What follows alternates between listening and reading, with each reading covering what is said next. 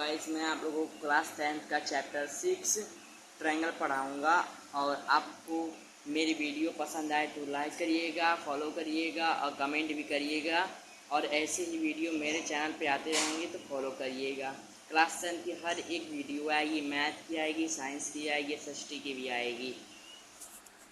हम लोग क्लास 10 का चैप्टर 6 ट्रायंगल पढ़ने जा रहे हैं। ट्रायंगल में 2 टाइप्स होते हैं, on the basic of side, on the basic of angle.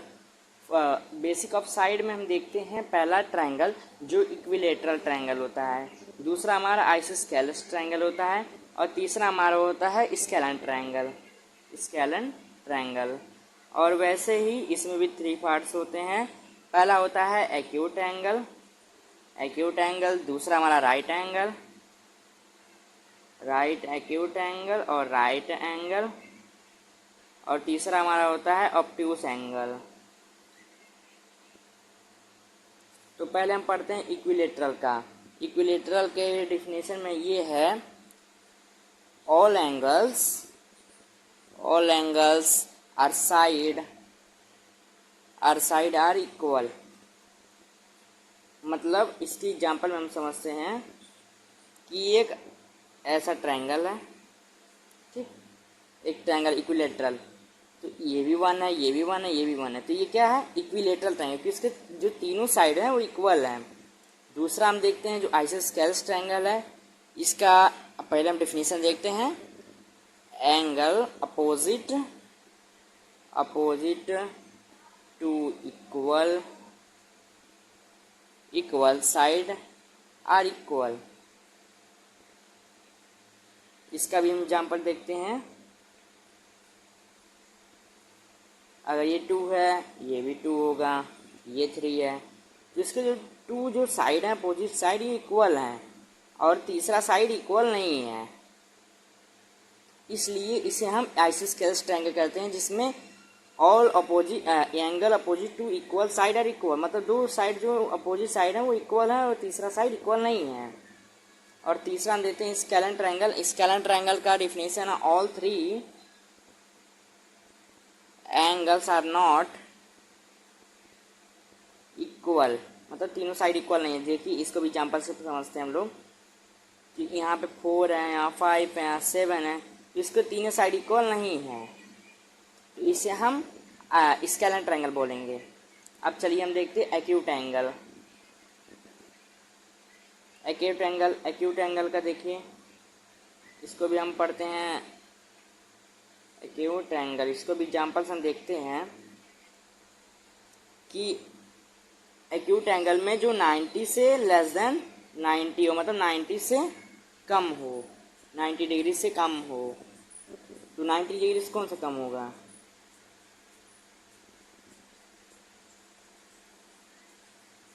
ये 90 डिग्री से कम है, ये 90 डिग्री से कम है। और राइट एंगल क्या होता है, राइट एंगल 1 एंगल 90 डिग्री, ये 90 डिग्री होता है। और ग्रेटर देन 90, ये 90 से ज़्यादा होता है। हम अगले पेज में समझते हैं, 1 मिनट।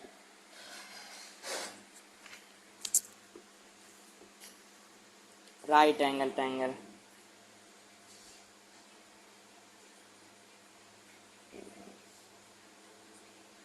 राइट एंगल ट्रायंगल कैसे बनता है, इसका एग्जांपल देखें। ऐसे राइट एंगल ट्रायंगल बनेगा, ये हमारा 90 डिग्री हो गया, ये इसे बोलते हैं। चाहे ऐसे बनाइए चाहे ऐसे बनाइए, ये हमारा हमेशा 90 डिग्री ही रहेगा, ठीक। और हमारा जो ऑब्ट्यूस एंगल है,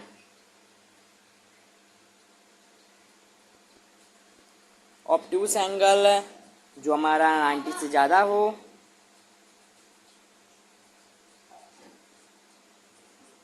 जो 90 से ज़्यादा हो, ये 120 डिग्री है, तो क्या है, 90 से ज़्यादा है ना, तो इसे हम बोलेंगे ऑब्ट्यूस एंगल। अब इसमें हम देखना है कॉन्ग्रुएंट। कॉन्ग्रुएंट से पहले हम सिमिलरिटी देखेंगे, सिमिलरिटी के रूल्स।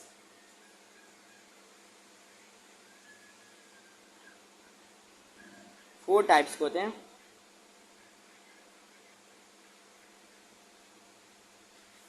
पहला होता है एंगल एंगल एंगल, दूसरा सिर्फ एंगल एंगल होता है, तीसरा हमारा साइड एंगल साइड होता है, और चौथा हमारा होता है साइड साइड साइड।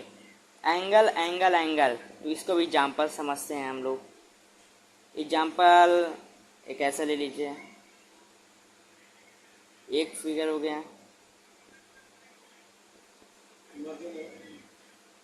ये एंगल 40 है तो ये भी 40 है, ये 80 है, ये भी 80 है, ये 70 है तो ये भी 70 है।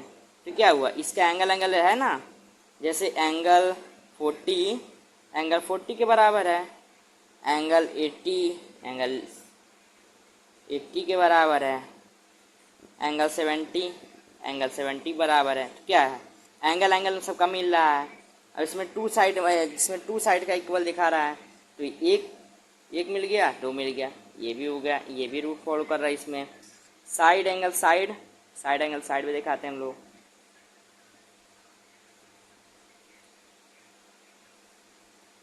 ये 40 है, ये भी 40 है, इसका साइड 5 है, ये भी 5 है, ये 2 है, ये 2 है।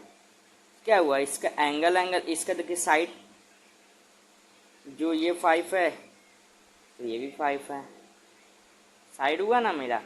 और इसका जो एंगल है 40 है, इसका भी एंगल 40 है, इसका साइड 2 है तो इसका भी साइड 2 है, तो ये साइड एंगल साइड हुआ। और साइड साइड में क्या होता है, इसको भी बना देखते हैं हम लोग। यहाँ 2 है, 2 है, 2 है, यहाँ 2 है, 2 है, 2 है, तो इसका साइड सारा ये और ये सबके साइड मिल रहा है ना, सबके तीनों साइड जो 2 2 है, तो ये अप्लाई करता है साइड पे भी। सिमिलरिटी समझ आया। ऐसे ही अगर ये चारों में से कोई भी ट्रायंगल इस रूल में फॉलो कर रहा है तो वो सिमिलर है, सिमिलरिटी है उसकी, सिमिलर है वो। कॉन्ग्रुएंट देखिए, कॉन्ग्रुएंट क्या होता है, two figure are said to be congruent if they have the same shape and the same size. जिसका शेप भी सेम हो और साइज भी सेम हो, इसको भी हम एग्जाम्पल लेकर पढ़ते हैं, समझते हैं मतलब। तो कॉन्ग्रुएंट में